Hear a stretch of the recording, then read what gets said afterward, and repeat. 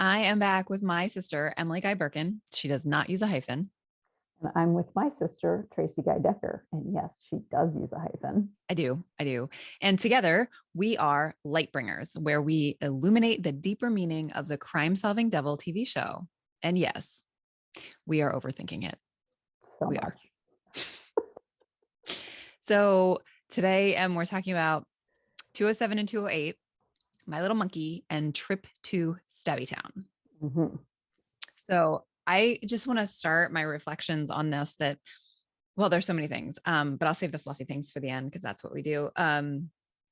These two episodes together had just so much pathos. Like I had just so much like it. I think we saw it in Monster too, with Lucifer's kind of self breakdown. Yeah, his breakdown and his self-loathing. I mean, we started Self-loathing, to see it in Monster, but the way that it manifests in these two episodes in particular, very in funny ways, in particular in the with him kind of his dance formation, as he calls it, when he shadows Dan. It's really funny. But also just marbled in with this like sort of sadness and empathy that it pulls from me. Well, and the moment when Dan was like, that was really amazing what you did, or, you know, like, how did you lie to him about wanting to kill Lucifer Morningstar? And he's like, I didn't lie. That was real simple.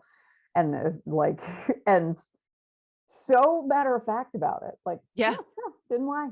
And Dan going like, whoa, wow. You've got issues. Yeah. You've got issues, dude. I know. Yeah.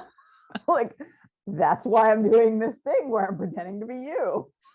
Like, even the way he first decides to do that, he sits down and he says to Chloe, like, you need someone better than me, maybe someone boring. And then he realizes that Dan is the one. And it just, I don't know, there's something really touching, I guess, when you think about the way that he's constantly like ragging on Dan. But in that moment, like, acknowledges that he thinks Dan is a better human being. Yeah. I mean, Lucifer's not human, but whatever the equivalent better being. Yeah, better being. Yeah.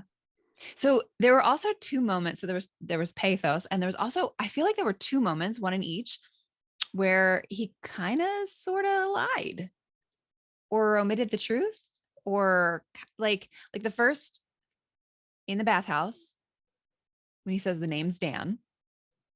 But he doesn't say whose name is Dan. True. I guess. Yeah. So he doesn't, like, I mean, he very specifically does not say my name is Dan or I am Dan. He says the name is Dan, which is a fact, even if he hadn't been standing next to Dan. Yeah. And the other one at the end, at the sort of denouement of just before of Trip to Stabby Town, when he tells Chloe that the last murderer, his name I'm totally blanking on, but the instructor, Jensen Glory and Jensen Glory's killer. Yeah. And he tells Chloe that she killed him in an act of self-defense. Yeah. Well, he's okay. So, because I just watched it before we got on, and I was thinking about that going into it. And so what he says is he attacked her before she ever. And so, like, he's playing with the expectations of time. And so he says he attacked her, and this is clearly, it was clearly self-defense. And again, like, she was not defending herself in the like immediate sense, but it was still a defense of self. So, right, in sort of a spiritual sense almost. Yes. Yeah. But I was thinking about it, like, even with him fudging things like that, because they were going to get her statement. I think she had the same thought. They didn't like synchronize stories or anything. Yeah. So she's probably going to be facing some pretty serious repercussions. Yeah. For a woman. So but like that's the all of the storylines about the victims in Trip to Stabby Town are just kind of like, well, Yeah. okay, so that it just kind of ignores the fact that we have this enormous body count. Right. They make us despise Jensen Glory, so we're like, whatever. Right. Like they really go out of their way, and I don't know. Which is really interesting. Here, I'm going to overthink it a second. It's really interesting because the celestial arc of that episode is about how the goddess doesn't give a shit about these creatures that her husband created. Like, she doesn't care. She even says, like, all humans die. They do it all the time. It's what they're designed for. Right. While Lucifer and Amenadiel are like, no, you can't do this. Like, they matter. We care about them. But in the end, actually, we as the audience end up being much more like the goddess in this episode than we are like Amenadiel and Lucifer, because we're kind of like, oh yeah, 7 bodies. And now we're doing this like sort of X-rated pantomime about how they died with Ella and Lucifer. Like, with his hand on her head. And he knows exactly what it looks like to Chloe too, because you can see from the look on his face. Yeah, I mean, Ella says all due respect to the dead, but then proceed, and I don't think she's supposed to recognize the X-rated nature of her pantomime, but no, I don't. Still, like, we do as the audience, and so part of that dramatic irony of like, we know what's going on. I don't know. It's fun and irreverent. So the other thing that where they just kind of hand wave like, oh yeah, they made it okay in that moment. What does Lucifer say to Ella? Because he says, you're just gonna have to trust me for now. So I'm not involved in the murder. I don't know. Yeah. So, and that was a similar kind of hand wave, like, like, if we cut to the next scene, you won't think about it. Like, you're right, I won't. Until I watch it 4, 5, 20 times. To overthink it with my sister. Yes. Yeah. So yeah, there's one of the things that getting to what you're talking about with the pathos that I appreciate with these 2 episodes is like, Lucifer is still flailing, like he's still emotionally overwhelmed, but he has figured out how to be functional, at least during this time, unlike in Monster, the previous episode, where he's just not holding it together. And so one of the things that I appreciate about the show is that I feel like it does a really good job of illuminating what it's like to have mental health issues. And so like the fact that he's like just so matter of fact, like, oh, easy, it was the truth about like wanting to kill Lucifer Morningstar. Like that feels realistic to people who are dealing with a really serious like mental problem, that it becomes acute for a short time, and then they figure out a way to like, okay, I can show up, not freak people out at work, but I'm still a mess. What's interesting too, though, to your point, like when it was presented to him on stage during the improv show, like, because the scene that Dan did as Lucifer Morningstar in the improv show, like, actually didn't seem that. I mean, Lucifer's like, how dare you subject me to that kind of caricature? But it could have been dialogue from the show. Yeah. Except that he's unlikely to pick up a hitchhiker. Yeah. I don't, but what made him, that's part of why I got so upset. Like, to your point, like that this is kind of takes from real life. Like, I think that when we sort of find our way to function, whatever, but then if what we see as our own foibles are presented in that way, I mean, obviously is not a new concept. I mean, hence it's the play is the thing that'll catch the king or whatever it is, from Hamlet. So not a new idea, but in part because it feels so resonant. Well, it's that joke that you always see on Twitter and stuff, like where someone will post something that's about themselves and other people are like, why are you attacking me like this? Because they recognize themselves. Exactly. Yeah. Yeah. And well, and it's also like one of the things that I appreciate about the show is that everything is character driven for the most part. There are times when they do plot moving of characters rather than actual what the characters would do, but it is completely realistic for Lucifer to be like basically mocking Dan in his place of work for days at a time, even dressing like him, talking like him, walking like him, parting his hair like him, in a way that feels mocking. And then like when Dan is trying to let off some steam in this thing that he does by himself privately, I mean, not by himself, but with friends who are unrelated, and for Lucifer to be like, how dare you? Right. He, like, when Lucifer wasn't invited, he stalked him. Like, it's not like Dan invited him to the show and then put on the caricature. Like, that's actually what I thought when Lucifer says, how dare you subject me? I was kind of like, he didn't. You subjected yourself by stalking him. Yeah. So, and this is like seems like a really healthy outlet for Dan. Plus the gym, because as Lucifer said, welcome to the gun show. Whoa. I saw something Joe Henderson tweeted around the time when that episode came out that they wrote that scene specifically because they're like, we need to get Kevin Alejandro shirtless on camera. I'm like, and we appreciate that, Joe.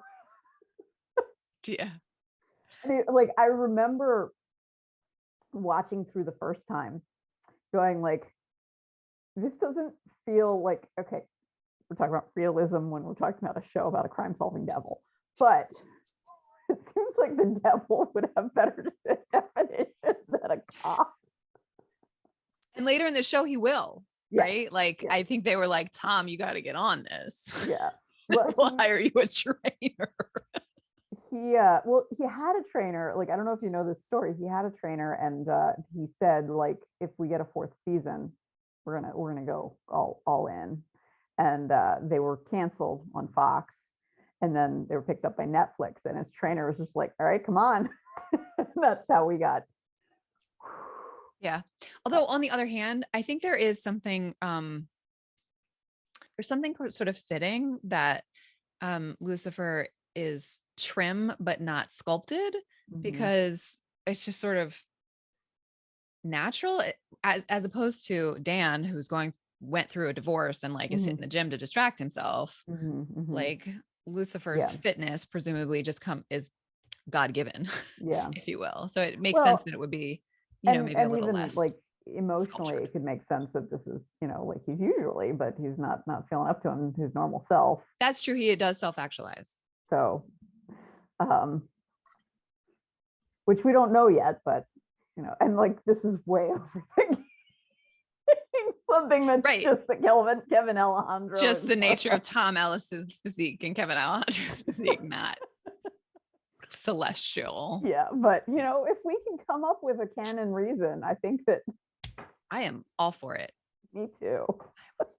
So the other thing I really want to talk about in both of these episodes is Linda, because it's the aftermath of her seeing Lucifer's face and realizing this is all real, it's all true, and her like, he broke her. That's the language he uses. I think I broke my therapist. Yeah. And then and we don't see any interaction between the two of them in My Little Monkey, but Maze and Linda, like it's kind of heartbreaking. What's interesting too is that there was an echo across Maze and Lucifer and with around Linda and Chloe, where in when Lucifer's doing his dance formation and Chloe asks for help with the thing and she figures something out and she's leaving to go follow up on a lead. And he's like, don't you want someone more helpful like Dan? And she says, no, I want my partner. And that's you, Lucifer Morningstar. And then sort of an echo, but like inverse when Maze says to Linda, when she finally kind of gives her the clarity, as Linda calls it, the first thing I wanted to do when I got this paycheck was to celebrate with my friend. And that's you, Linda. Like that kind of construction of like the general term and then varies like, and that is you with your name, your full name. It stood out to me as resonant and frankly, like it totally works to our point about how Lucifer's so easy to manipulate. Like she knew what to do to get to like get his butt in gear and it worked. He was like, oh yeah. And he had that cute little smile. But it also like for me is very resonant with the way the Hebrew scriptures will talk, you know, like a lot of times, like when we were studying recently and it was like, hey, Moses, is your father-in-law Jethro? Like, every single time, my father-in-law, Jethro. Like as if we got. And it was like how boomers will always sign their text messages. Like, right, like boomers do. Like dad, like our dad used to like call him. He would do it to us, like, hey Trace, it's dad. But he also did it to his best friend. Hey Arnold, it's Jim Guy. As if Arnold knew any other Jims. They were friends for what, 50 years or something. But anyway, I digress. I found that like it hit the mark. They use that construction because it works. And I don't know if it works because it's way back there in the Hebrew scripture when we remember it, or if you know, both the Hebrew scripture and this are tapping into the same thing, or a little column A and a little column B. But I noticed that kind of, I wanted this person and that's you, like echoed a couple times in and I think that contributed to the pathos, like, cause like we all want to be chosen, you know, that's like such a universal feeling, because that is ultimate belongingness, right? I wanted a friend and that's you.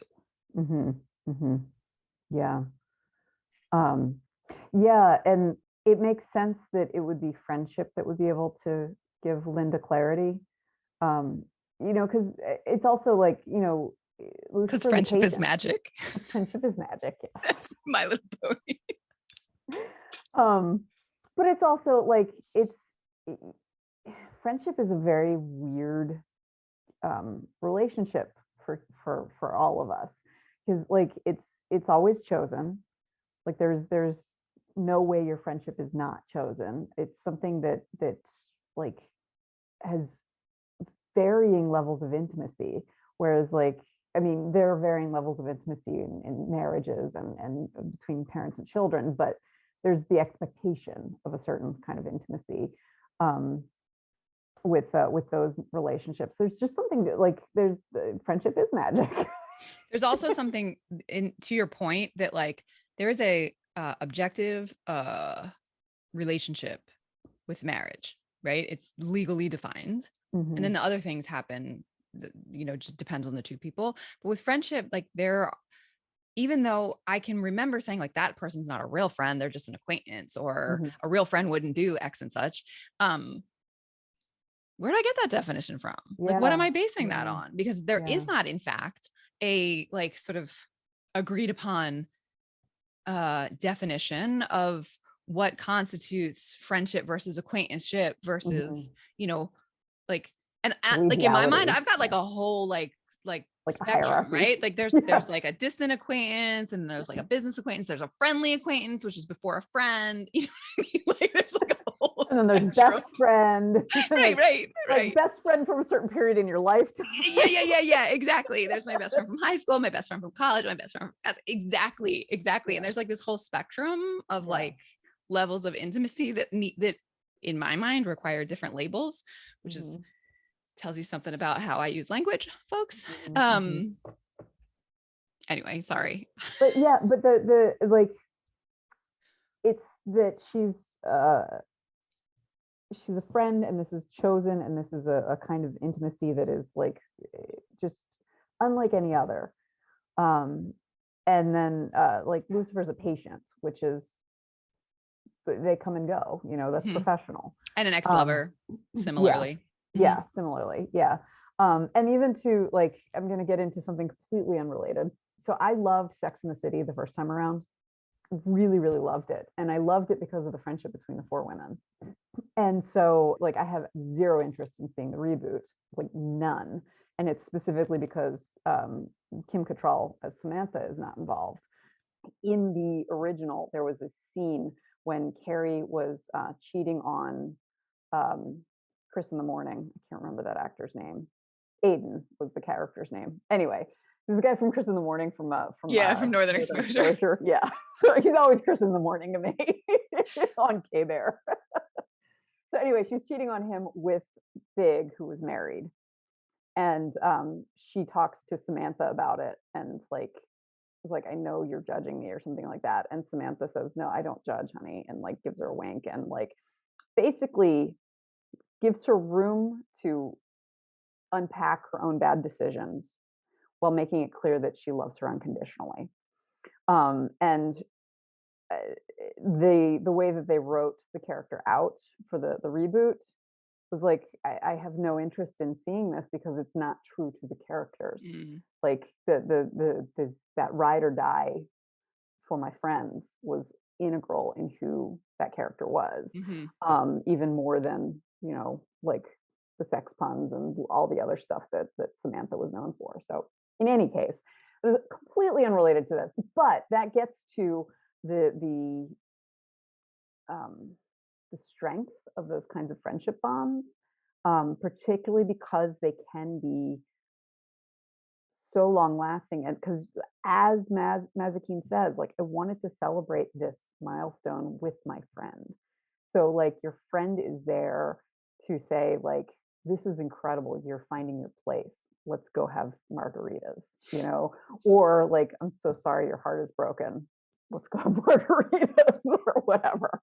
I think it's interesting too, though, that the actual clarity was, I'm still the same person as I was before you knew.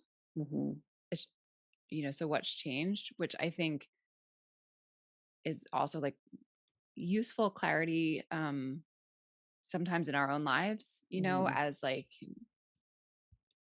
well, whatever. I mean, to your point, that monster was sort of an allegory of being afraid to show something that you're ashamed of to people that you love. That kind of, I'm the same person I was before you knew, is a similar allegory, that for those of us who aren't demons, not that I include myself in that. Yeah. Is there something I should know? I mean, if I can hide it from you, damn. Yeah, no, I think that's also a good, like, and that's actually, if we project forward, like, that's kind of what Chloe was missing, and comes to on her own after engaging with the priest, Father Kinley, Father Kinley. Like, she eventually gets there. Like, he's the same person he was. I just know. Now I just know something more about him. But it took her a minute to get there. It took her a long time, and she tried to poison him. But it took Linda some time to get there, to process it and come to that realization. So, and I don't want to give Linda short shrift, and then like, I love her the next episode, like when she's broken, she's like, so what about Hitler? Right. What about my uncle? He's one bad dude. Yeah, he was one bad Mama Jama.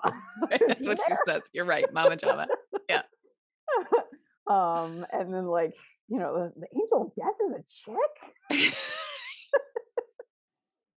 So I don't want to give that short shrift, but I also want to make sure that we talk about Chloe and her father's death, and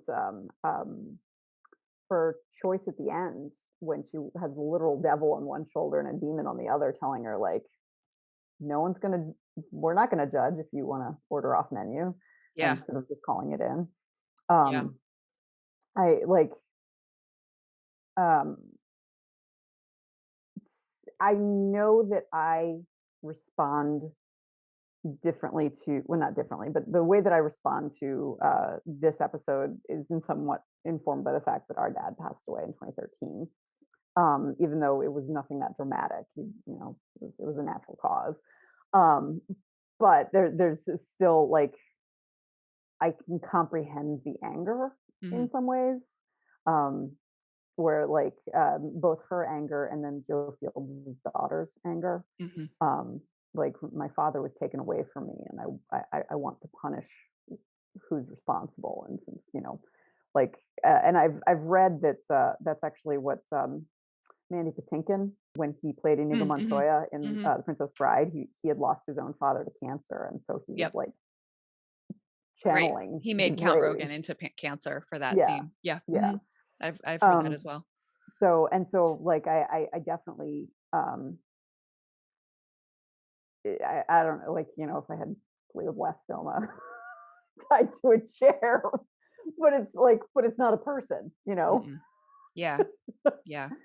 Um, But I do think too, like setting her up, having her make that choice now actually helps inform a choice we're going to see in an mhm, episode or two, um, where she chooses her integrity, mhm, mhm.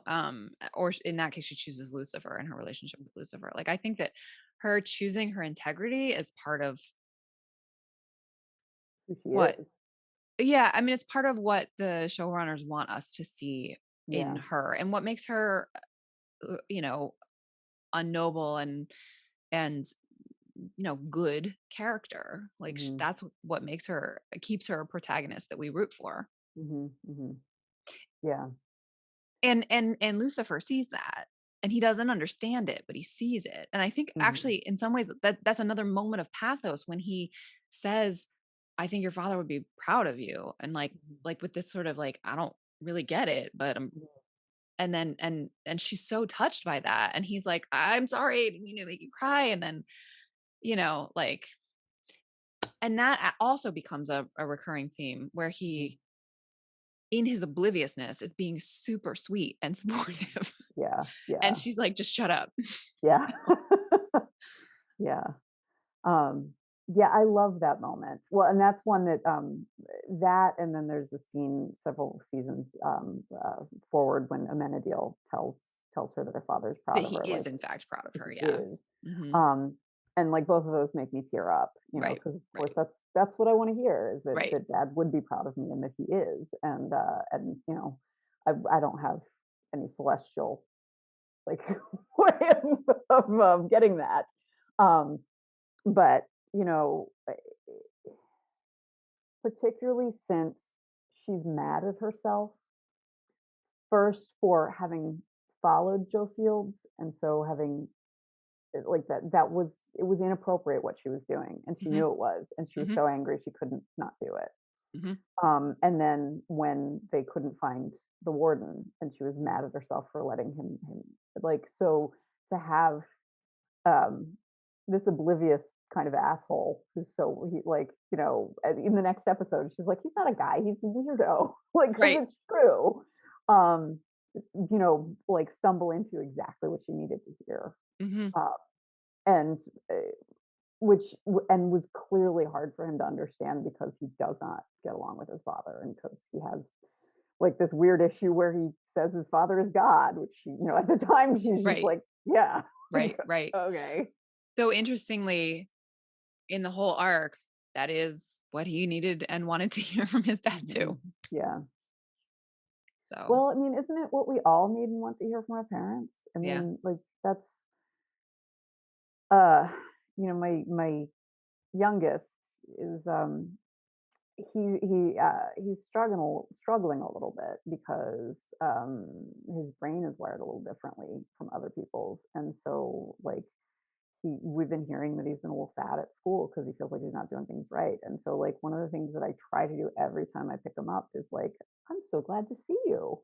And just let him know like that I am proud of him. He is my heart Yeah. walking around outside Yeah. my body. The whole notion of a growth mindset versus a fixed mindset, like our Mhm. parents just didn't have access to that. And God bless them, Mhm. they did absolutely the best that they could. But Mhm. it's an effort to make that shift, you know? I Yes. mean, we were great, straight A students, but bring home a B. And there it's not like, look at all these A's. It's like, what happened here? Right. I mean, which is I'm not saying this to like, mom, I'm not criticizing you. I'm just saying Yeah. Yeah. like Well, and like we've learned that a different having approach is having heard about her childhood too. right. True. So like, what she did was so many light years ahead of where grandma and grandpa Exactly. were. Exactly. Yeah. And I was thinking about that too, even with again, because I can relate having had a kid after my father died, who never had a chance to meet him. Um, when Trixie asks her, "Why don't you Right. talk Oh, about right. Grandpa?" And she's like, "I Right. guess because I miss him." And like the other thing that we have is both of our grandparents or both of our grandfathers died before either of us were born, Right. and so I didn't know much about either of them. I think mom had a similar sort of thing like Chloe Decker in that she missed him and it would hurt to talk about him. And then dad just didn't talk about anything. It's true. He was It's so so true. taciturn. Like just he'd talk about movies, he'd talk about like current events, but he wouldn't talk about Right. himself. Right. So like when Trixie said that, like one of the things that's really important to me is I try very hard to make sure my kids know who dad was. Yeah. It's Um, easier said than done. well, and there are things like what she was doing with making the The egg sandwich. sandwich. Right. So like my kids think of peanut butter cookies as grandpa's cookies. Got it. Grandpa Jim's peanut butter cookies because he really liked them. He didn't like desserts much, but that was one of his favorites. Um, So speaking of kids, I actually need to go pick mine up. oh, So I all right. and we have been overthinking it for a while. We I have think been maybe we've overthinking overthunk it and enough. like totally like putting ourselves in the middle of this too. Well, that's what I mean. That is in good Lucifer fashion. WWLD. I will. Lucifer I would stand by putting self-insert. myself inside that. I stand by it. And I want to take us out on a fluffy thing. Oh yes. Not literally fluffy this time. Tom Ellis's eyeliner game in these two episodes. I think it's funny because I read a piece of fan fiction which was it was quite good actually, and in it like Lucifer acknowledges that he wears this like super high end eyeliner, and that's become headcanon for me. But I know actually I think in the show they want us to suggest that he's not in fact wearing eyeliner, though clearly Tom Ellis is. Mhm. But the scene in the bathhouse, the gun show in the bathhouse, I think it was genuinely in a sauna or something because because it was like starting to smudge under his eyes. I just loved it. So I have read, I don't know that for sure that this is true. I wish I could remember where I saw it. That for at some point he was like, "Let me do my own eyeliner instead of having the makeup artist do Yeah, it." he Which said it in an interview that he did came he? out looking Okay, like Cleopatra. yeah, and he'd go through an entire stick of it a week. Yeah, and then they took it back from him, so he wasn't doing it himself anymore. Yeah, and like Yeah, yeah, he said that in an interview. there, my first watch through when so I was watching it. And I like at some point, I think it was in this season, it might have been in season 3, I was just like, "Are his Right. eyes really just that beautiful? Or is he wearing eyeliner?" And I was like, "No, he's wearing makeup." In that episode though, in the bathhouse, Mhm. there's no question. I mean, it's like a good half inch under his eye. Right, so that's one fluffy thing. The other fluffy thing, okay, that's, uh, Dan is maintaining that physique when his favorite snack is pudding. So it must be like, protein pudding. We find out later it's We protein found out later pudding. what kind of pudding it is. But, Yeah. It it was was Labeled. Labeled. Knife at his throat. Oh, it's so good. Well, you know, and the thing that gets me is that is like, that's when he gets angriest. And that's actually the only thing that he has against Lucifer. Right. Well, and that's why it's good that Lucifer is able to grab the knife before it gets to that thing a second time. Was it really my fault that you got divorced? Was your career really my fault? And then he takes the thing because the next thing really he really did eat his pudding. All right, I really gotta go. I gotta go pick up my kid. Go pick up your kid. I'll see you next week. See you next week.